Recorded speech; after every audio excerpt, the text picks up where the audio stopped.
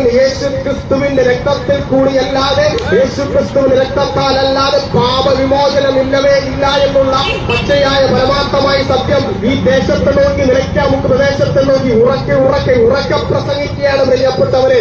ഞങ്ങൾ പ്രസംഗിക്കുന്ന ഈ സുവിശേഷമാണ് ഈ ദേശത്തിന്റെ വെളിച്ചത്തിന് കാരണമായി തീർന്നത് എന്ന് പറയുന്നതിൽ ഞങ്ങൾക്ക് അഭിമാനമുണ്ട്. അങ്ങ് ആഫ്രിക്കയുടെ മണ്ണിൽ ഒരുപാട് നരഭോജികളായ മനുഷ്യരെ നരസ്നേഹികളാക്കി മാറ്റിയത് ഞങ്ങൾ പ്രസംഗിക്കുന്ന ഈ നല്ല നായകനായ യേശു ക്രിസ്തുവിന്റെ സുവിശേഷം തന്നെയാണെന്നുള്ള കാര്യം ഊർജ്ജസ്വലതയോടെ ഞങ്ങൾ വിളിച്ചു പറയുകയാണ് പ്രിയപ്പെട്ടവർ. ഒരു കാലത്ത് ഈ സുവിശേഷം പ്രസംഗിച്ചതിന്റെ പേരിൽ ഒരുപാട് പേരെ വെട്ടിക്കൊന്നും കൊലപ്പെടുത്തിയും വലിച്ചുകീറിയും പുലിയുടെ കാൽ കോമ്പണികളിൽ കെട്ടി വലിച്ചുകൊണ്ടുപോയ കാലഘട്ടം ഉണ്ടായിരുന്നു. 2000 വർഷങ്ങൾക്ക് മുമ്പേ തുടങ്ങിയതായി ഈ സുവിശേഷത്തിന്റെ വിപ്ലവ കൊടുങ്കാറ്റുണ്ടല്ലോ.